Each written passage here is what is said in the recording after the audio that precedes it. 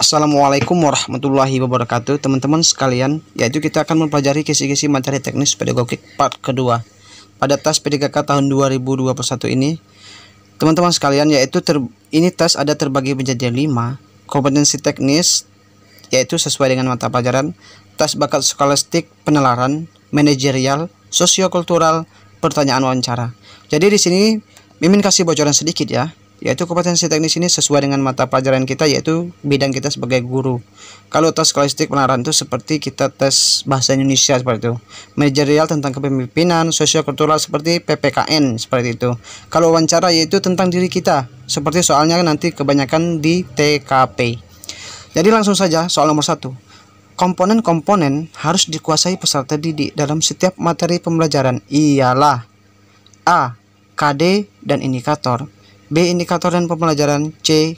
KI dan KD, D. Indikator dan KD, E. Bahan ajar dan indikator.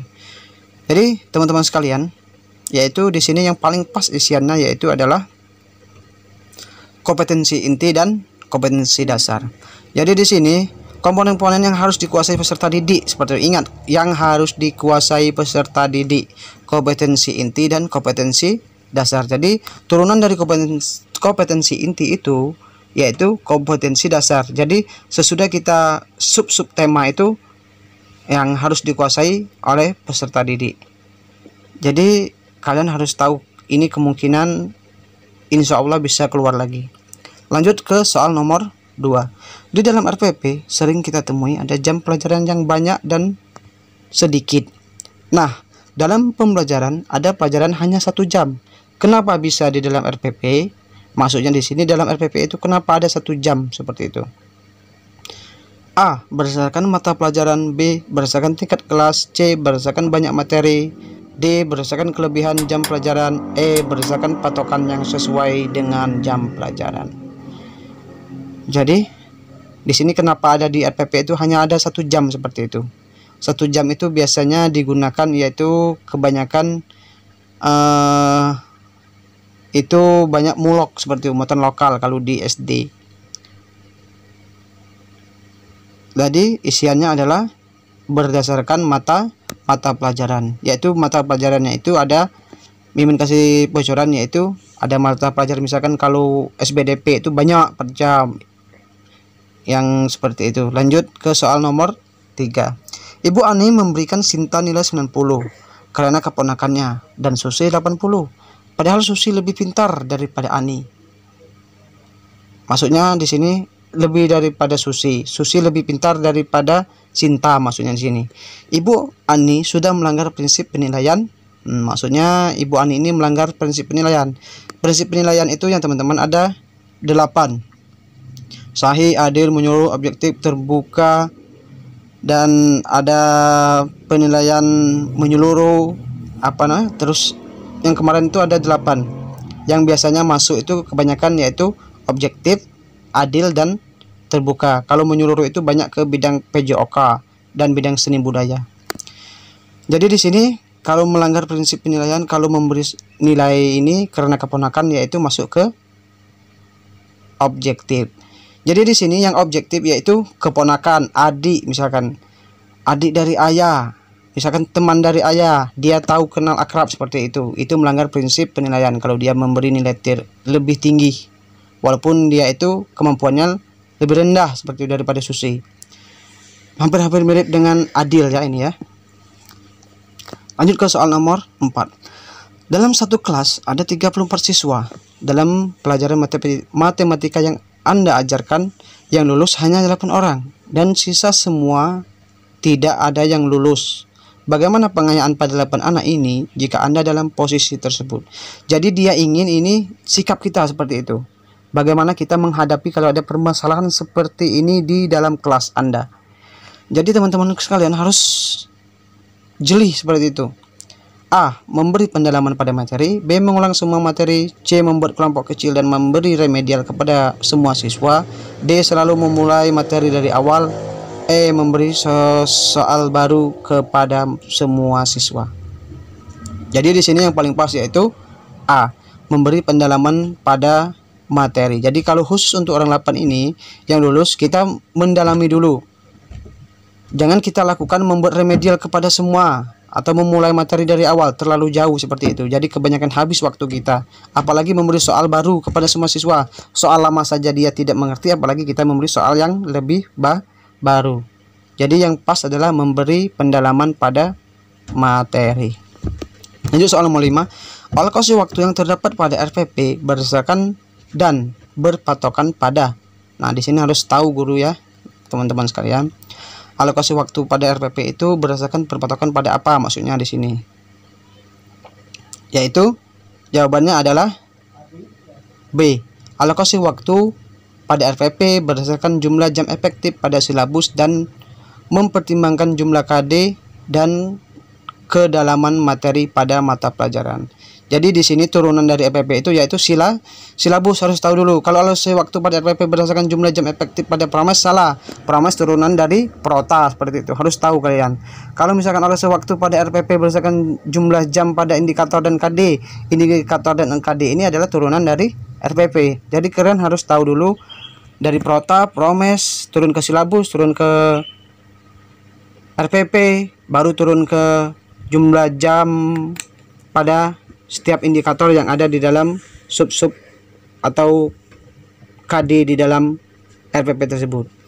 Jadi yang paling pas yaitu alokasi waktu pada RPP berdasarkan jumlah jam efektif pada silabus dengan mempertimbangkan jumlah kompetensi dasar dan kedalaman materi pada mata pelajaran. Jadi turunan dari silabus itu baru turun ke RPP. Jadi berapa jumlah mata pelajaran kita bisa ambil ke silabus nanti. Turunan. Jadi kita tahu jam mata pelajaran mana saja yang lebih banyak atau lebih sedikit. Lanjut ke soal nomor 6. Seorang guru olahraga memberikan penilaian materi renang dengan tes tertulis dan praktek. Guru olahraga tersebut melaksanakan prinsip penilaian. Nah, jadi guru olahraga tersebut melaksanakan prinsip penilaian apa? Yaitu dia menyatukan semua, yaitu memberikan penilaian materi renang dengan tes tertulis dan langsung ke praktek. Jadi yang pas adalah prinsip penilaian menyeluruh. Jadi menyeluruh ini yaitu dia menggabungkan antara materi yaitu tertulis, praktek, langsung ke dia memberi materi seperti itu. Jadi kalau berpatok pada acuan, dia ada misalkan acuan saat pembelajaran itu dia memberikan misalkan dalam buku satu panduan. Jadi dia harus dari buku panduan ini harus semuanya di buku seperti itu. Kalau akuntabel ini kita bisa mempertanggungjawab. Misal ada siswa-siswa yang marah seperti itu dengan nilainya, maksudnya wali-wali murid yaitu banyak yang marah, misalkan nilai anaknya rendah seperti itu, masuk ke akuntabel. Kalau menyuruh yaitu guru tadi menggabungkan semua penilaian tersebut dari 3 kategori penilaian. Kalau klasikal ini dan valid ini yaitu untuk mengecoh kita ya. Kalau valid itu bahwa data yang kita ambil, nilai dari murid-murid itu valid, yaitu tidak ada tambahan atau pemalsuan seperti itu, sama dengan sahih. Jadi di sini ada pemancingan saja yang D dan E ini ya. Lanjut ke soal nomor 7. Dalam pembelajaran, Pak Ihsan menelaah atau menganalisis kembali proses pembelajaran dan hasil pembelajaran yang telah dilaksanakan Pak Ihsan telah melakukan fungsi dari. Nah, maksudnya di sini Pak Ihsan itu telah melakukan fungsi dari apa maksudnya di sini? Dalam sistem pembelajaran ini, Pak Ihsan itu sudah melakukan fungsi dari apa persepsi, apa review, apa skolastik, apa penutupan, apa materi dalam memantau anak seperti itu. Jadi di sini Pak Ihsan telah melakukan fungsi dari review, yaitu pembelajaran, menelaah atau menganalisis kembali proses pembelajaran dan hasil pembelajaran yang telah dilaksanakan. Misalkan Pak Ihsan itu menganalisis lagi, sudah dia mengajar seperti itu, dia menganalisis lagi sesudah itu, dia menelaah lagi mana yang kurang seperti itu, mana yang itu sudah pas atau anak itu sudah menangkap dari pembelajarannya seperti itu. Jadi dia mereview kembali, yaitu masuk ke B, fungsi review yang dilakukan guru. Jadi guru itu telah melakukan fungsi dari review. Lanjut ke soal nomor 8. Pak Salih menugaskan siswa untuk membuat makanan dalam penugasan. Jadi Pak Salih ini memberi tugas untuk anak-anak itu membuat makanan seperti itu. Pak Salih termasuk melaksanakan penilaian. Jadi di sini masuk ke penilaian produk.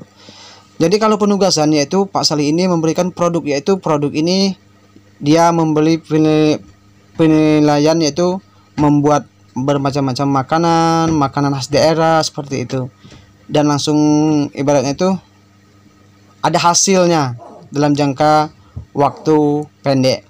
Kalau proyek itu dia hampir sama dengan produk, namun yang proyek lain lagi, dia langsung mempraktekkan ada sesuatu, yaitu dia menghasilkan karya seperti itu. Kalau yang ini untuk makanan.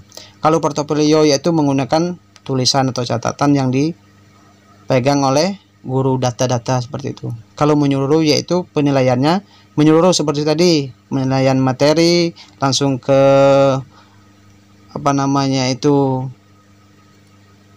tes tulis dan langsung ke tes praktek seperti itu. Jadi kalau itu menyeluruh, jadi guru itu menggabungkan semuanya.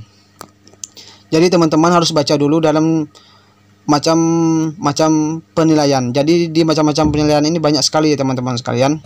Jadi harus itu dipahami saja, jangan dihafal. Kalau dihafal pusing kita ya. Lanjut ke soal nomor 9. Sebagai seorang guru dengan peserta didik yang memiliki permasalahan di kelas yang berbeda-beda, tentu Anda memiliki cara tersendiri menghadapinya. Pilihan di bawah ini yang paling sesuai mewakili tindakan Anda terhadap hal tersebut.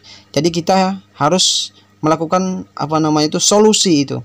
Misalkan di dalam kelas itu anak itu permasalahannya berbeda-beda. Jadi kita itu harus menemukan solusi dalam menghadapi atau memecahkan masalah tersebut.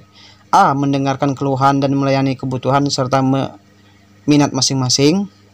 Wah, ini jauh ya, banyak sekali berarti kalau kita harus dengar satu seperti itu. Lama.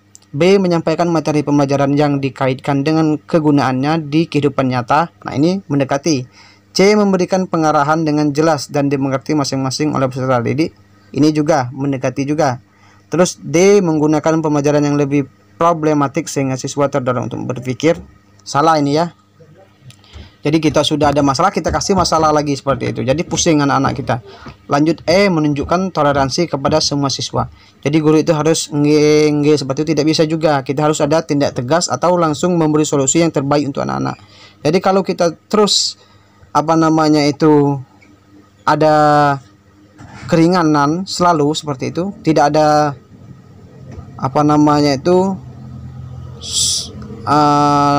gebrakan dari kita, nanti anak-anak makin berleha-leha dalam belajar. Jadi di sini kita yang pas yaitu menyampaikan materi pembelajaran yang dikaitkan dengan kegunaan di kehidupan nyata. Jadi kita mempelajari anak itu, memberi pelajaran, yaitu kita menyampaikan materi itu sesuai dengan kehidupan nyata. Misalkan anak itu pusing, ada permasalahan di dalam keluarga, nah kita kasih materi seperti itu. Jadi kita di kehidupan nyata, jadi dia ngerti, oh jadi begini untuk mengeluarkan permasalahan dalam dirinya. Jadi kita guru itu harus jelas ya, harus jeli melihat situasi anak. Terus ke soal nomor 10. Seorang guru seni akan mengadakan penilaian menyanyikan lagu-lagu daerah. Ada 4 yang pintar dari 28 siswa. Jadi ada 4 orang yang pintar dari 28 siswa ini. Bagaimana penilaiannya? Jadi kita harus menilainya seperti itu. Tapi hanya ada 4 orang ini yang pintarnya di 28 siswa ini. A, B, C, D, dan E. Jadi teman-teman di pause dulu ya, dibaca seperti itu. Mana yang pas, tertulis dengan cara bla bla bla, tertulis dengan cara memberikan lembaran. C, keterampilan dengan masing-masing dibagi kelompok. D, membuat satu lagu daerah saja dan semuanya bernyanyi dengan keseragaman. E, isian dengan cara mereka menulis setiap bait lagu. Jauh itu ya kalau itu ya.